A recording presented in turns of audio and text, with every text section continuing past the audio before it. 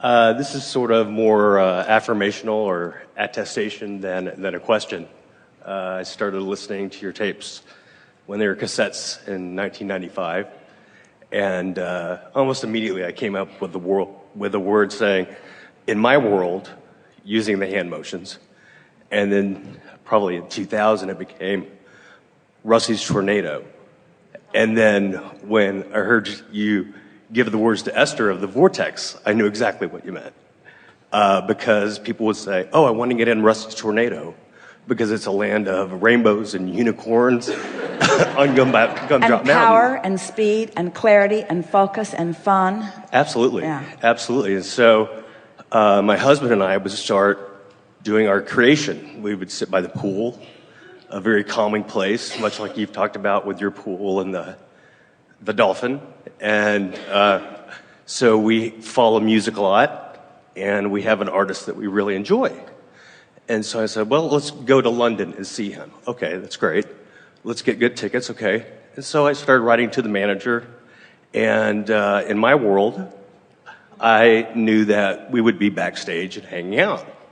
And so what ended up happening was a contest came about, and my husband called me and said, "You have to enter the contest." And I'm like, "Well, I don't need to. Why would I need to enter the contest? It's done." He goes, "Just enter the contest for fun." So I entered. I won. We're in London, and we're getting ready with his manager to go backstage. And I'm like, "Well, thank you so much for just, sneaking my number in there." And he's like, "Oh, no, I didn't do that. It was picked out of a fishbowl by my daughter of 3,000. And so it ended up, I go backstage, I meet the artist, and he's like, "Oh, you're from Tampa." And I'm like, "Yes, I am, and I'm very happy that you're going to start the U.S. part of your tour in Tampa," which they had not even developed a tour at that point. And so he looked at me quizzically, and it went on that we developed this really good friendship. And now he lives in Tampa. We're great friends. Hello, Andy. And we just sort of would sit by the pool, and I'd go, what are you going to say to Andy when you meet him? And so we would come up with the whole conversation and the whole dialogue, and it was all so real, and we had no resistance, and it was so wonderful. We're appreciating the story, yes. And also, we want to add something to it, something important, and that is, when the grid begins to fill in, it might be your partner's idea. You have to enter the contest. Follow those impulses, because in some ways, it was as if you were saying, the universe is going to give me what I want, but I have to take no part in the process. It's just going to appear in some sort of magical way. Right. And this demonstrates how those magical ways work, that you get an impulse, you have an idea, you meet someone says something. It's just a continual unfolding path. And we also want to acknowledge that the unfolding path is the fun part. In other words, it's great to get a culmination that you want, and it's wonderful to get to go backstage. And it's even more wonderful to develop a friendship with someone you have really been admiring. Right. In other words, you had more in your vortex than you were even able to allow yourself to expect. The 15 minutes this of... This is the thing that we so much want all of you to hear. There is more in your vortex than you even will allow yourself to expect. And so the universe is bringing you along, giving you impulses and ideas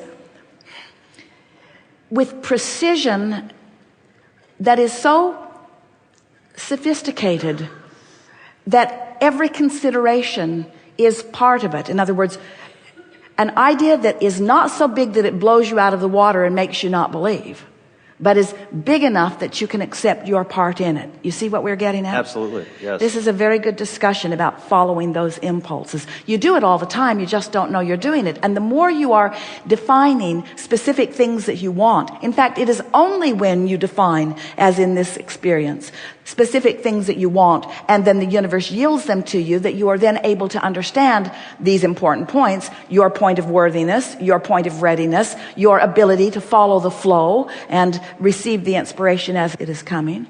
In years gone by, we have used this expression quite a bit.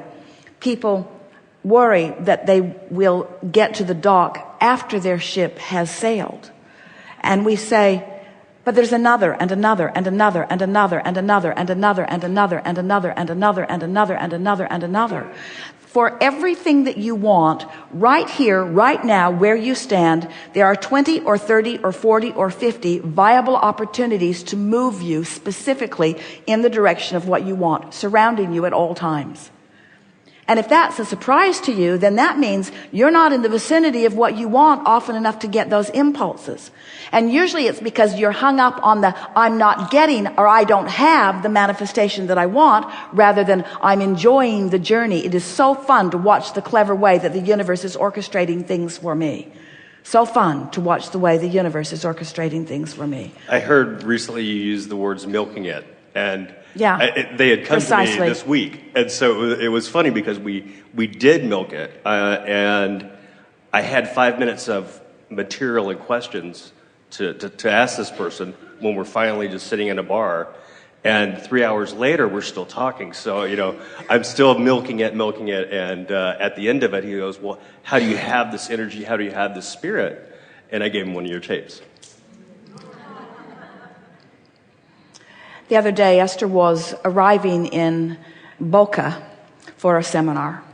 And as they were driving in the car, Esther was thinking about Jerry and how many times they'd driven on that road and how much fun it was to move through the orange orchards, and sort of reminiscing. And then almost always in the reminiscing of something wonderful, there is the tugging of the absence of it just for a moment. So like our friend earlier, she had the choice of going there or bringing herself back from it. And so of course, we shouldn't say of course, because she always doesn't do that. But in this case, she brought herself back from it. And now she's talking out loud to Jerry in her mind, just speaking directly to him. And she said, I want to see you and I want to hear you. And this non-physical crap is not what it's cracked up to be. Because it was way more fun when we were romping through the orange orchards together. Right. She says, I'm all right. I'm not complaining too much. I've accepted it. She said, I've accepted it. I don't like it, but I've accepted it. And then she just sort of settled down and continued to have a good time on the way to the hotel. And when she got to the hotel, she is dragging her bag behind her. She likes to just get hold of it and take it to the room herself. And she's going down the corridor, and as she is approaching her room, she can hear happiness inside the room. Cheerful happiness. And she wondered what was going on in the room. And when she opened the door, there was a big black bird on the balcony. The windows were closed. The glass was closed. But the bird was perched on the back of the chair about this far from the window, looking right in at her. Chirping, talking, saying, can you see me? Can you hear me? Can you see me? Can you hear me? Can you see me? Can you hear me? Can you see me? Can you hear me? And Esther began to laugh. The bird stayed for about 20 minutes and never stopped looking at her and never stopped talking to her, never stopped being visual to her. The next day after the seminar, she left the hotel, and a bird that appeared to be very much like that went everywhere she went. It was in the tree at the restaurant. It was back on the balcony later that night. So what's that about? What it's about is whatever it is that you want, the universe will find the path of least resistance to bring it. Now, there are people who say, well, hold on, because not only is she weird and she